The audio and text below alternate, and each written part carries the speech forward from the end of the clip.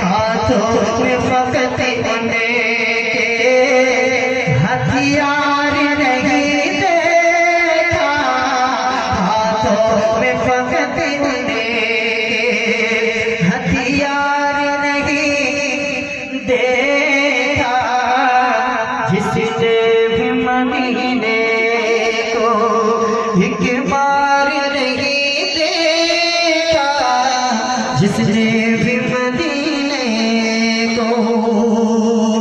अल्लाह तौफीक साहब की दुआ के लिए एक शेर पेश करता हूँ, मुलाजा करें। बड़ा प्यारा शेर है, एक बार मोहम्मद से बोल दें या रसूल अल्लाह, या रसूल अल्लाह। कि सब कुछ वो